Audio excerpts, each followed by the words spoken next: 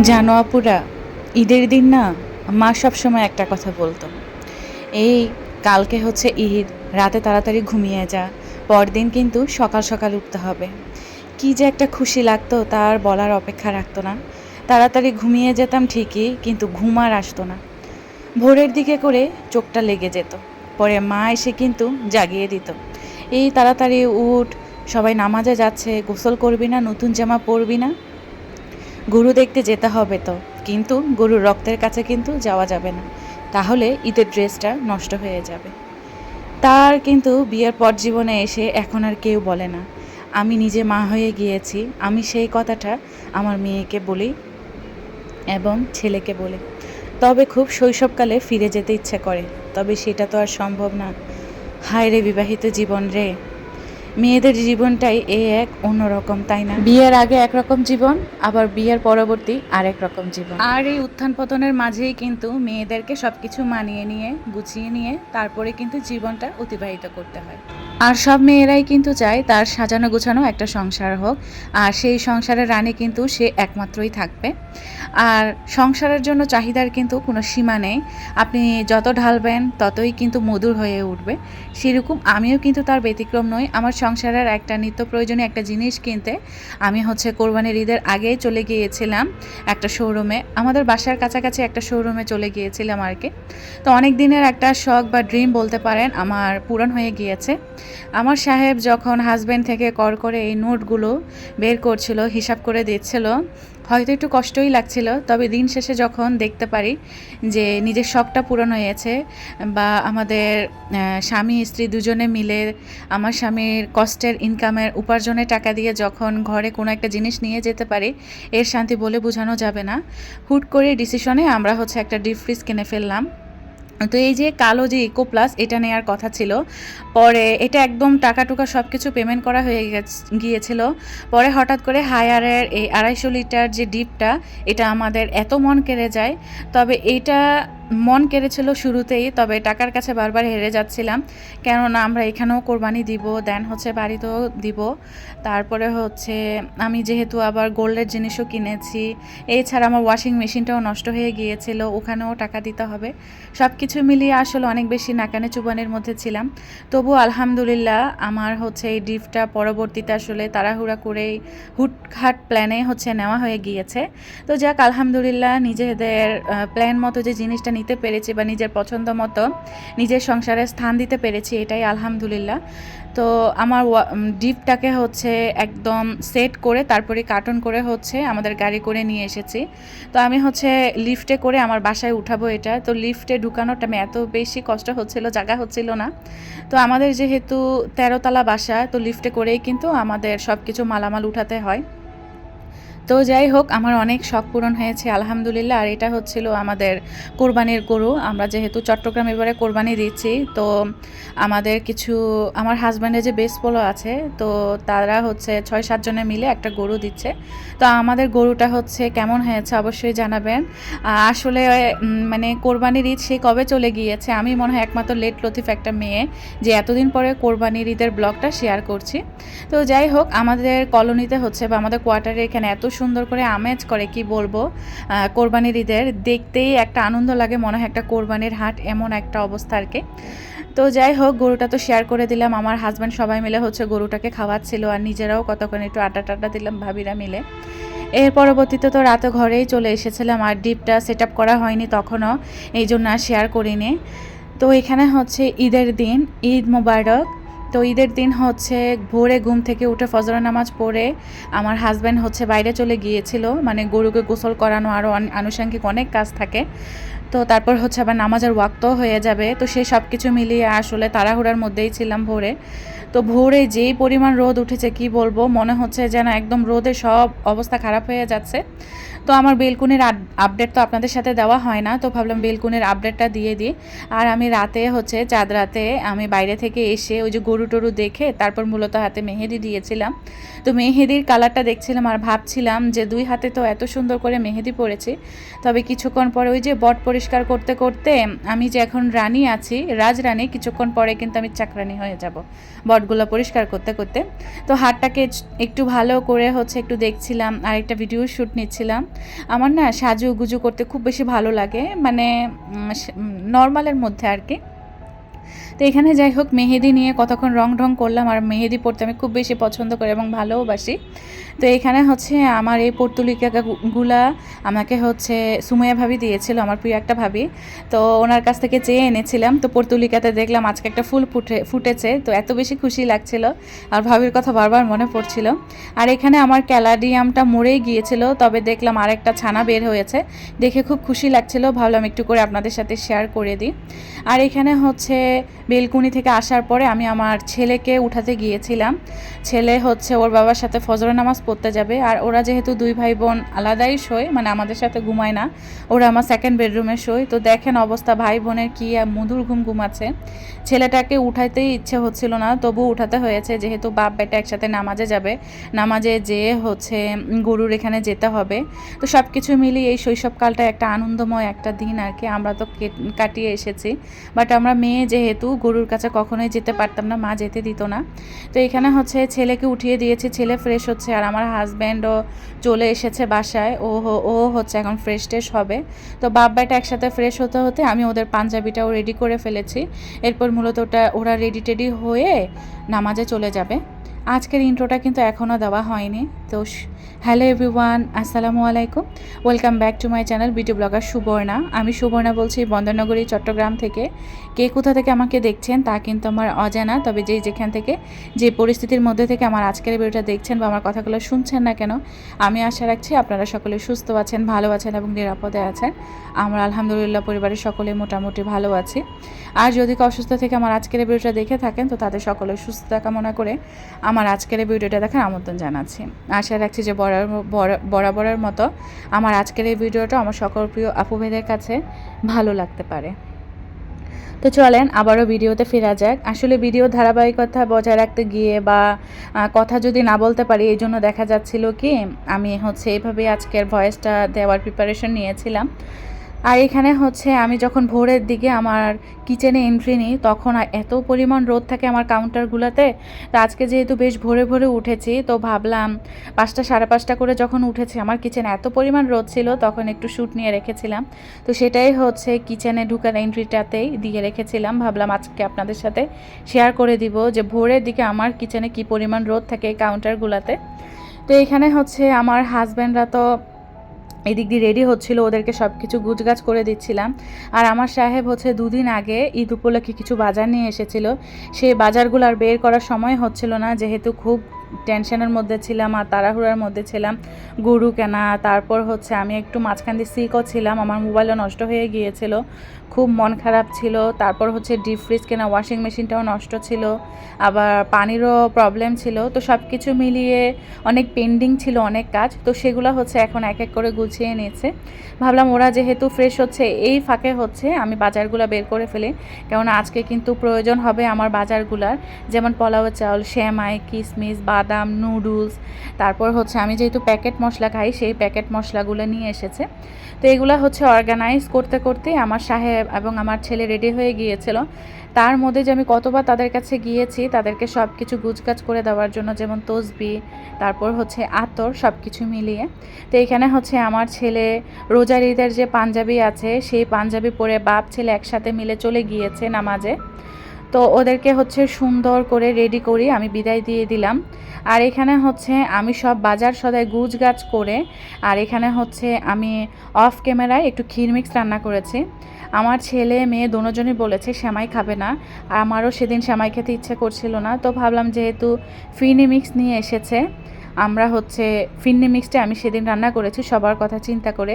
তো ফিন্নিটাও রান্না করা হয়ে গিয়েছে, যাতে আসলে ওদেরকে দিতে পারি। আর ওরা নামাজে থাকতে থাকতে আমি ফিন্নিটাও করে ফেলেছিলাম, আর হচ্ছে রুটি বানিয়ে নিয়েছিলাম, একটু বেশি করেই বানিয়েছি, যাতে দুপুরবেলাও খাওয়া যায় বা কোনো গেস্ট আসলে তাদেরকে হচ্ছে একটু দিতে পারি, এই আর কি। অনেক রুটি বানিয়েছিলাম, তো একে একে হচ্ছে এখন সেঁকে নিচ্ছি। আর রুটিগুলো এমনভাবে বানিয়েছি, মানে সারা দিন 2 দিন ধরেও যদি থাকে তাহলেও কিন্তু শক্ত হবে না, একদম নরম তুলতুলে থাকবে। তো এই যে একে একে কিন্তু আমার রুটিগুলোও সেঁকা হয়ে যাচ্ছে। আর এই রুটি সেঁকতে সেঁকতে আপনাদেরকে একটা কথা স্মরণ করিয়ে দিই, কে বা কারা আমার ভিডিওটার এতটুকু পর্যন্ত চলে এসেছেন তা কিন্তু আমি জানি না, তবে প্লিজ ভিডিওটার মধ্যে ছোট্ট করে একটা লাইক দিয়ে যাবেন আপনি যেহেতু ভিডিওটা দেখছেন। আর নতুন হয়ে থাকলে আমার চ্যানেলটা সাবস্ক্রাইব করে পাশে থাকা বেল বাটন অল অপশনটা চাপ দিয়ে আমার চ্যানেলটার সঙ্গী হয়ে থাকতে পারেন। এতে করে যখনই আমি নতুন কোনো ভিডিও আপলোড করবো আমার চ্যানেলের মধ্যে আপনি ইজিলি দেখে নিতে পারবেন। আর অবশ্যই একটা কমেন্ট করতে কিন্তু ভুলবেন না, কমেন্ট রেখে যাবেন। আপনাদের কমেন্টগুলো কিন্তু অনেক ইন্সপায়ার জায়গায় আমার মনের মধ্যে। রুটি বানাতে বানাতে শেখতে শেখতে এত বেশি টায়ার্ড হয়ে গিয়েছিলাম। তো চাঁদ রাতের দিন হচ্ছে আমার হাজব্যান্ডের বেসপোলোরা মিলে একটা প্রোগ্রাম করেছিল। মানে যেহেতু আমার হাজব্যান্ড ডিপ কিনেছে, আরেকটা ভাইও ডিপ ফ্রিজ কিনেছিল, আবার আরেকটা ভাইয়ের প্রমোশন হয়েছিল। তো সব কিছু মিলিয়ে হচ্ছে একটা প্রোগ্রাম অ্যাটেন্ড করা হয়েছিল। তো ওইখানে হচ্ছে যে যেটা পেরেছে সে সেটা খাইয়েছে। তো আমার হাজব্যান্ড আইসক্রিম খাইয়েছিল সবাইকে, তো আমার জন্য একটা নিয়ে এসেছে।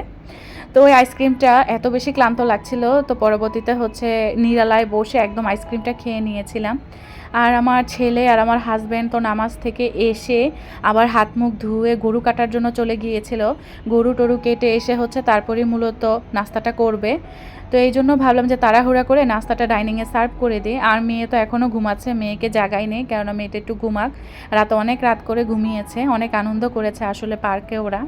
তো এখানে হচ্ছে আমার ঈদ মুবারকের যে ব্যানারটা সেটা লাগানো হয়নি, তো সেটা লাগিয়ে দেখছিলাম কি সুন্দর লাগছিল আমার ডাইনিংয়ের ভিউটা। আর এখানে হচ্ছে ফিরনি মিক্সটা বাটিতে সার্ভ করে ডাইনিংয়ে রেখে দিলাম। তারপর রুটি আর হচ্ছে একটা রাতের লেফটওভার কারি ছিল, তো সেটাও হচ্ছে সার্ভ করে ডাইনিংয়ে রেখে দিলাম। আর আমার ডাইনিংয়ের এই মিরর ট্রে, তারপর যে এই যে একটা কি বলে আসলে এই জারটাকে, ক্যান্ডি জার, সরি আসলে ভয়েস দিতে গেলে মনে থাকে না, ক্যান্ডি জারটা সব কিছু মিলিয়ে আপনারা এত বেশি পছন্দ করেছেন আমার প্রিভিয়াস ব্লগটাতে। আপনাদের কমেন্টেই বোঝা যাচ্ছিল আপনাদের ভালোবাসা এবং আপনাদের কতটা ভালো লেগেছে আমার ব্লগটা। অসংখ্য অসংখ্য ধন্যবাদ এতটা ভালোবাসা নিয়ে আমার ব্লগগুলো দেখার জন্য। তো যাই হোক, ডাইনিংয়ে সব কিছু দিয়ে দেওয়ার পরে আমার হাজব্যান্ড সবাই মিলে আমরা নাস্তা পানি করলাম। তারপর মূলত ঘরটর গুছিয়েছি, সেই সব কিছু আর শেয়ার করা হয়নি। আর এখন এই যে আমার ঘরে হচ্ছিল এক দফা গোশত চলে এসেছে, এখন আরও কিছু আসার বাকি আছে। তো এখন আমার হাজব্যান্ড এগুলো আগে আগে এনে দিয়েছে রান্নাটা বসিয়ে দেওয়ার জন্য। আর এখানে হচ্ছে বটগুলো দেখছিলাম আর বলছিলাম যে বট তোদেরকে এখন পরিষ্কার করতে গিয়ে আমার হাতের মেহেদি সব উঠে যাবে, এরকম আর কি। তো যাই হোক, বিবাহিত জীবনে যেহেতু পাড়া দিয়েছি, এইসব কাজ না করতে চাইলেও কিন্তু করতে হবে। মার বাসায় কোনো দিন করিনি, এখন নিজের সংসার বলেন বা স্বামীর সংসার বলেন, তারপর শ্বশুরবাড়ি বলেন, এখানে আসলে কিন্তু এই মানা কিন্তু কেউ শুনবে না, করতেই হবে। আর না হলে কিন্তু মানুষের কথা শুনতে হবে, এরকম আর কি একটা অবস্থা। তো বটগুলা হচ্ছে হলুদ দিয়ে আমি হচ্ছে একটু মানে বটের যে উপরের চামড়াটা উঠানো লাগবে, তো সেটার জন্য হচ্ছে বটটা হলুদ দিয়ে একটু সিদ্ধ করে নিতে হয়, তাহলে উপরে যে কালো চামড়াটা এটা টানলেই কিন্তু উঠে যায়। আর আমি ভাতও বসিয়ে দিয়েছিলাম, কারণ আজকে নরমালি হচ্ছে একদম সব কিছু রান্না হবে, যেমন গরুর গোশত, কোরবানির, আর হচ্ছে সাদা ভাত, এই আর কিচ্ছু হবে না। আর এখানে হচ্ছে আমার সবগুলা গরুর গোশত চলে এসেছে, তো সেগুলা হচ্ছে এখন রেখে দিয়েছি। আর এখন হচ্ছে প্যাকেট করে করে যাদেরকে যা দেওয়ার তাদেরকে দিয়ে আমাদের যেটা রাখা সেটা হচ্ছে আমরা ডিপে রেখে দিব। তো এই আর কি, আলহামদুলিল্লাহ কোরবানিটা ঠিকঠাকভাবে সফল করতে পেরেছি, আল্লাহ হচ্ছে কবুল করার মালিক। এখানে হচ্ছে বড় একটা হাঁড়ি নিয়েছি, তার কারণ হচ্ছে আজকে প্রায় হচ্ছে 7-8 কেজির উপরে আমি হচ্ছে রান্না করব, কারণ অনেক আত্মীয় স্বজনকে দিব, এই জন্য বড় একটা হাঁড়ি নিয়েছিলাম। এরই মধ্যে হচ্ছে আমি আবার বট পরিষ্কার করব, বটগুলো হচ্ছে পানিতে ছেঁকে স্টেনারে রেখে দিয়েছি। তারপর হচ্ছে গরুর গোশগুলো হচ্ছে প্যাকেট করে ডিপে রাখতে হবে আমাকে, এই দিক দিয়ে হচ্ছে সবাইকে অন টাইমে আমাকে দুপুরে খাবার দিতে হবে। সব কিছু মিলিয়ে মাথায় এত পরিমাণ টেনশন ছিল কি বলবো। তো এখানে হচ্ছে নর্মালি আমি যেভাবে হচ্ছে গোশ বসাই সেভাবেই বসাচ্ছি, চেয়েছিলাম হাতে মেখে বসাতে, তবে সেটা ওরকম হয়নি, ভাবলাম এরকম মশলা কষিয়ে তারপরে বসাই। দুই রকমই গোশ রান্না করতে আমার ভালো লাগে, হাতে মাখিয়ে এবং এরকম মশলা কষিয়ে, খুবই ভালো লাগে আর কি। তো এখানে হচ্ছে অনেক পরিমাণ গোশ দেখতে পাচ্ছেন, সেগুলো ছোট ছোট টুকরা করে কেটে ধুয়েছি বারবার। আসলে কোরবানির গোশ ওরকম ধোয়ার কিছুই নেই, কেননা সেরকম কোনো কিছু থাকেও না, ধুলাবালো বা কাঁচরা, মানে বিসমিল্লা বলে 3 ধোয়া দিয়ে দেওয়ার পরেই মূলত আমার ধোয়া হয়ে গিয়েছে। আর এখানে নর্মালি যেহেতু আমি প্যাকেট মশলা খাই, এই জন্য তেমন কোনো হ্যাসেল নেই, সময়ে পেঁয়াজ কুচি, গরম মশলা, তারপর রসুন বাটা, আদা বাটা, একটু পেঁয়াজ বাটা, তারপর ধনিয়ার গুঁড়া, জিরার গুঁড়া, গরম মশলার গুঁড়া, তারপর হচ্ছে রেডিমিক্স যে গরুর মাংসের মশলাটা আছে সেটা দিয়ে দিয়েছি। তো এই দিয়ে হচ্ছে ভালো মতো মশলাটা কষিয়ে আমি এই যে ঝোলটা যখন তেলটা আর কি একটু উপরে উঠে গিয়েছে তখনই গরুর গোশগুলা ধুয়ে চিপে চিপে তারপর হচ্ছে দিয়ে দিয়েছিলাম। আর এখানে এই যে কষানোর পরে কিন্তু এত পরিমাণ ঝোল হয় কি বলবো।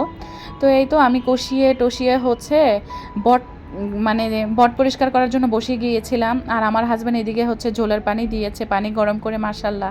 তারপর হচ্ছে এই যে মাখো মাখো যখন একটা কনসিস্টেন্সি চলে এসেছে তখনই মূলত আমি একদম বট কাটার টাইমে যেই পরিমাণ তেলা জিনিস হয়েছে সেগুলো আবার পরিষ্কার করে টোরে দেন উপর থেকে হচ্ছে একটু টালা জিরার গুঁড়া আর গরম মশলার গুঁড়া দিয়ে আমি হচ্ছে এখন নামিয়ে নিব আর কি কাউন্টারে। তো এই ছিল আলহামদুলিল্লাহ আমাদের কোরবানির ঈদের দিন আর কি, খুবই সাদামাটাভাবে কেটেছে, তবে আলহামদুলিল্লাহ। সবার কোরবানির ঈদ কেমন কেটেছে অবশ্যই কমেন্ট করে জানাবেন। আর আমার আসলে অনেক ভালো গিয়েছে আসলে, হাসি আনন্দ সব কিছু মিলিয়ে আলহামদুলিল্লাহ।